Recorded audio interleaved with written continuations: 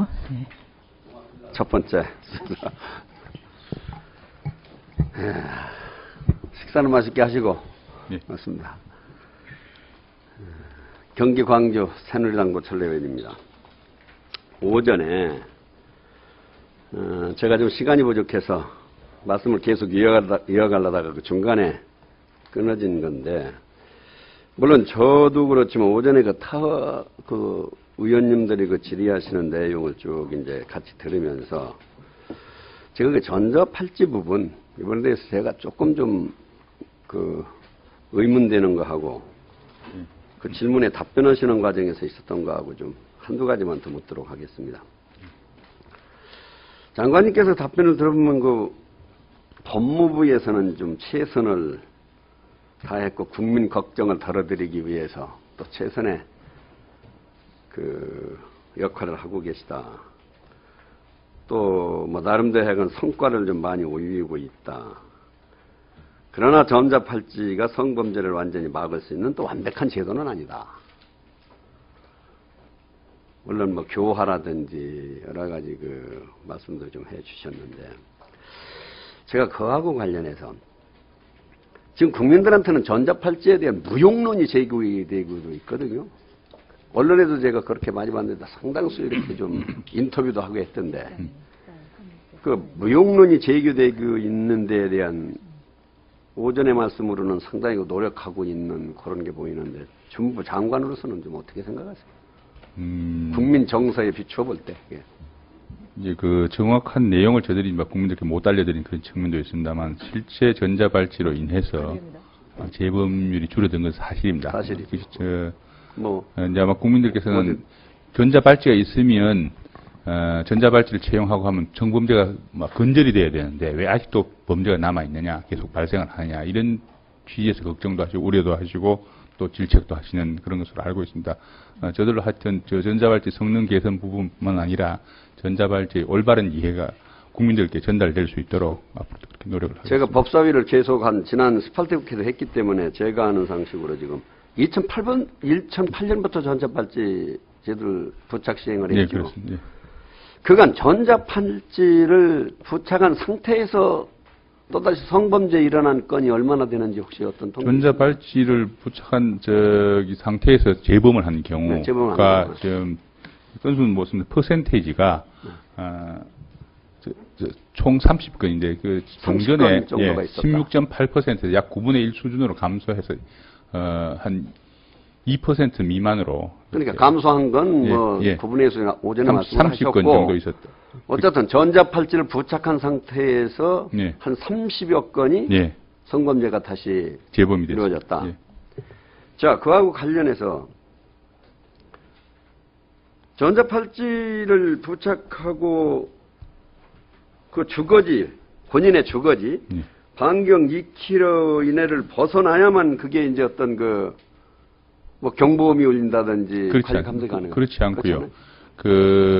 이제 24시간 어디 주변에서 지금 이 사람이 위치하고 있다는 것은 언제라도 추적이 가능하고, 또 일부 출입 금지된 지역이 있습니다. 아까 말씀드렸다시피 아동시설이나 어린이시설 같은데 이런 데는 출입 금지된, 그런 데 들어가면 경보가 울리도록 되어 있고, 또 그 훼손하려고 하는 그런 경우에도 경보가 울리도록 되어 있습니다. 그럼 지난 중곡동 부녀자 사건 경우 서진환 씨가 그러면 그 반경 내에 2km 내 반경 내에 있었는데도 불구하고 그럼 성인이라서 경보음이 안 울렸습니까? 거기는 아마 금지구역 출입 제한 규정이나 이런 데도 아니었기 때문에. 근데 이제 전자발찌의 효능이라는 것이 심리적으로 본 범죄인 스스로 심리적으로 자기가 언제라도 추적이 돼서 검거가 될 수 있다, 또는 자기 위치에 노출되어 있다, 이런 심리적 억압 효과가 상당히 큰 것으로 그렇게 알고 있습니다. 그러면 지난 2008년부터 전자팔찌를 부착하고 성범죄가 있는 게 30여 건이라면 그 30여 건이 이런 그 반경 내에 있었음에도 불구하고 경보음이 안 울렸거나 위치 추적이 안 돼서 일어난 사건입니까? 아니, 그렇지 않습니다. 그렇지, 범행을 할 때 경보음이 울리는 것이 아니고, 출입 금지 구역에 지나갔다든지 아니면 외출 제한 시간 이외의 시간에, 야간에 특정 지역에 출입했을 경우에 금지가 되는 그런 경우인데 지금 일반 통상적으로 주간에 그 범행을 할 수 있으면 그거는 위치는 파악이 될지 모르지만 범행 자체를 막을 수는 없는 것이죠. 경보음도 울릴 수가 없는 것이죠. 어쨌든 결과론으로는 그러면 성범죄를 최소화하고 진짜 아예 없애기 위해서 뭐 없애기까지는 뭐 어쨌든 최소화하기 위해서 전자팔찌 제도를 부착을 했다라고 한다면 그렇다면 이걸 어떤 뭐라고 할까 방법으로든지 이걸 막아야 됩니다. 근데 이제 30여 해가 발생을 했다라고 하면은 여기는 뭐 어딘가에 무슨 함정이 있죠. 저들이 이제 그 상대적인 그걸 보완하는 방식 뭐 있습니까? 상대적인 건데 그 전자발찌 제도가 도입되기 이전에 비해서 대폭 줄었다는 것이고. 줄었다고 하는 것만 가지고 만족할 수 없죠. 그러니까 이제 오히려 이상적으로는 저기 범죄가 근절이 되면 좋겠습니다. 현실적으로 근절이 안 되는 마당에서는 최소화하는 것이 자선책이라고 생각합니다. 저는 이리 보고 싶어요. 최소화해서 줄였다는 걸 엄청난 실적으로 생각하는데 어떻게 보면 인명 피해로 보면은 더 뭐 험악하다고 그래야 되나? 살인이라고 하는 이런 극단적인 예까지 나타나는 거는 줄었다고 해서 그렇게 자랑만은 할 수 없단 말이에요. 더 포악해지고 있는 거죠. 이제 전자발찌 제도 때문에 포악해졌다 이렇게는 보지 물론 않고요. 그거는 아니죠.